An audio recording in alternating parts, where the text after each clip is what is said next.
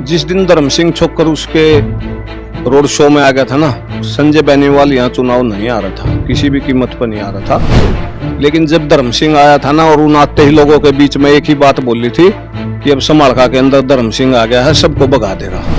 तो उसने सबको भगा दिया उसके पास से। अगर वो धर्म सिंह के साथ नहीं रोड शो करता, अगर उस दिन मंडी के मार्केट के 2-4 बनिए या लाला लोग होते, तो शायद मैं ये समझता था कि चुनाव संजय जीत जाता।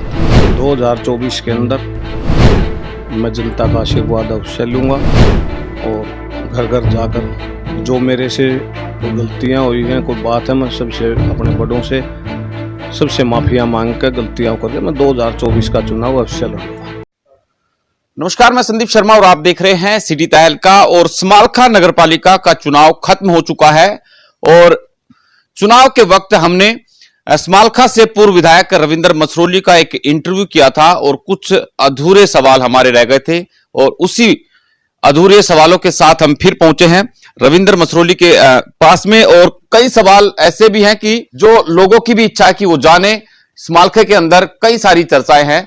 सबसे पहले रविंद्र जी, मैंने एक चुनाव के वक्त आपका इंटरव्यू किया था, कई सारे जो चीजें थी पत्ते आप खोल नहीं पा रहे थे और लोगों के भी सवाल है, मार्केट के अंदर कई सवाल है। सबसे पहले आपकी प्रतिक्रिया की जो ये चुनाव संपन्न हुआ है, चेयरमैन बने हैं और आपने भी विश्लेषण किया होगा, इसको कैसे देखते हैं?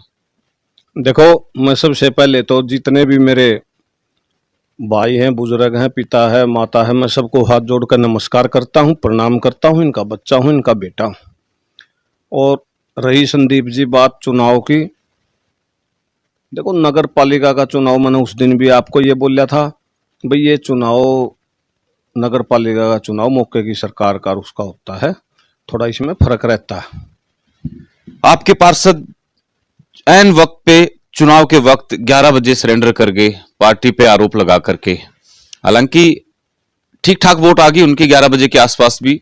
वो जो जीत का दावा कर रहे थे पार्टियों के जो दूसरे समर्थक थे, उनके द्वारा दावा किया गया था कि 500% वोटों से हमारा कैंडिडेट जीतेगा, लेकिन 2000 वोट भी वो नहीं ले पाए। और जो 11 बजे सरेंडर कर गए इस चुनाव में, उन्होंने करीब 1300 के आसपास वोट ली। देखो, वो तो मैं पहले ही बता रहा था कि उनका यहाँ कुछ नहीं है। वो तो वैसे संजय को हराने के लिए खड़ा किया गया था, ताकि संजय की जो वोट कुछल को नहीं देनी थी जिन लोगों ने, वो वोट अशोक गुप्ता पर डलवा देंगे। और जब वो इतने घर घर घूम के इतना कर कभी 2000 वोट भी नहीं ले पाए, तो आप खुद देख लो ये जनता ने क्या चाहा। और रही बात आम आदमी पार्टी की, जबकि जो आम आदमी पार्टी का कैंडिडेट थे भरत जी, वो दोपहर को ही छोड़ गए। उसके बाद भी 1300 वोट तो बगैर मांगे बगैर उसके आई। तो लगता है अगर जो शाम तक वो रहते टिकते चुनाव में, तो वाकई मुझे भी लगता है कि भाई तीसरे नंबर पे वो जरूर पहुंचते। तीसरे पे नहीं पहुंचना था, अगर वो खड़े रहते तो मन माने 5000 पर्ची पार कर जाते। आम आदमी पार्टी का इतना वो नहीं था, कोई इतना बुरा प्रदर्शन था, वो तो समर्थन कर गया उनको। और नहीं, 5000 पर्ची तो उसकी आनी थी।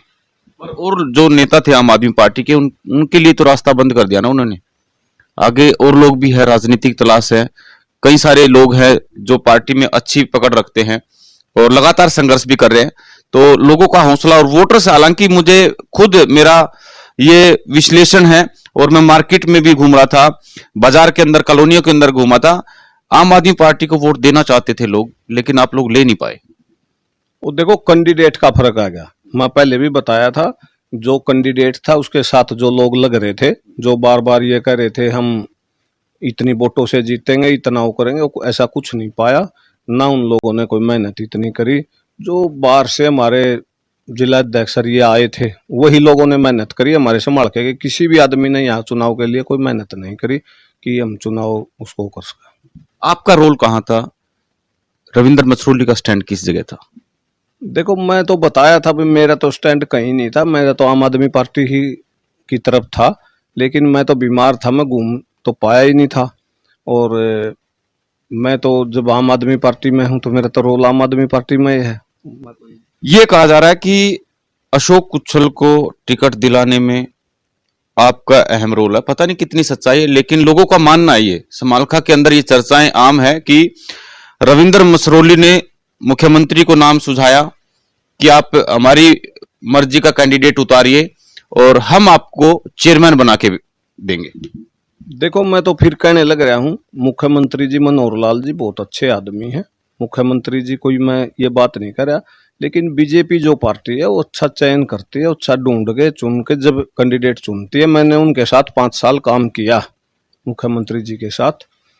तो मुख्यमंत्री जी बढ़िया आदमी है, जो लोग उनके साथ लगे रहते हैं, जो भी है मान लो, उन्हीं की कोई बुराई है, मुख्यमंत्री की कोई बुराई नहीं कर सकता। और मुख्यमंत्री इस चुनाव को भी हराने के लिए भी दूसरी पार्टियां ने भी खूब वो कराया, लेकिन हम तो ये कहते हैं कि हमारा थोड़ा टिकट देने में, आम आदमी पार्टी का टिकट देने में गलती होगी, और नहीं हम इनको बताते सभी पार्टियों को भी आम आदमी पार्टी का। आपने नाम सुझाया था? नहीं, मैं क्या नाम सुझाऊंगा, नाम तो ऊपर से आना था ना, पार्टी ने ऊपर से मंजूर होता पार्टी का, तो ऊपर से नाम आया था। अगर हम तो नाम सुझाओ और हमारे उससे हो, चेयरमैन संभाल के का आम आदमी पार्टी का ही होता। एक चीज और भी है, लोगों ने ये कहा कि रास्ता साफ हो गया, रविंद्र मसरोली ने जो जिम्मेदारी ली थी कि हमारी तरफ से जो ये है कैंडिडेट उसको उतारिए, चेयरमैन बनाकर भेजेंगे, और अब ये कहा जा रहा है कि बहुत जल्द, ये नहीं पता औपचारिक ऐलान कब कर दे वो। दिल बीजेपी के लिए धड़कता आपका, और पता नहीं कब ये बीजेपी ज्वाइन कर ले। देखो पता क्या, 5 साल में तो फिर कहने लग रहा भाई मैंने 5 साल सीएम साहब के साथ, मनोहर लाल जी के साथ काम किया है, और धनखड़ जी भी मेरे बढ़िया मित्र हैं। मैं ये कहने लगूँ आपको, जो हमारे प्रदेश अध्यक्ष हैं बीजेपी के। लेकिन क्या है कि मैं तो आम आदमी पार्टी में हूँ, मैं तो आज भी कह रहा हूँ, मैं तो आम आदमी पार्टी में हूँ। और आम आदमी पार्टी, क्योंकि मुझे केजरीवाल जी की नीतियों से भी मैं खुश हूँ, जो केजरीवाल जी की नीतियाँ हैं उनसे भी हम बड़े खुश हैं। तो इसलिए मैं तो आम आदमी पार्टी में हूँ, चाहे कोई आपको कुछ कहता हो। विधानसभा का चुनाव लड़ेंगे 2024 में। 2024 के अंदर मैं जनता का आशीर्वाद अवश्य लूँगा, और घर घर जाकर जो मेरे से कोई गलतियाँ हुई हैं, कोई बात है, मैं सबसे, अपने बड़ों से सबसे माफिया मांग कर, गलतियां करके मैं 2024 का चुनाव अवश्य लड़ूंगा। पार्टी कौन सी रहेगी? पार्टी तो देखो, मैंने तो आपको ये बताया, मैं चुनाव लड़ूंगा, 2024 का चुनाव लड़ूंगा। मैं ये नहीं कहता कि भाई मैं चुनाव कौन सी पार्टी से लड़ूंगा, लेकिन मैं आम आदमी पार्टी में हूँ, लेकिन 2024 का चुनाव मैं अवश्य लड़ूंगा। अगर पार्टी आपको टिकट नहीं देगी, कोई भी पार्टी, लोगों की संभावनाएं हैं या जहां अभी मौजूद हैं आप, वहां से अगर जो टिकट नहीं मिलती, तो क्या आजाद उम्मीदवार के तौर पर फिर से उतरेंगे आप? हाँ, मैं चुनाव लड़ूंगा, मैं 100 के 100 2024 में जनता का आशीर्वाद लूंगा।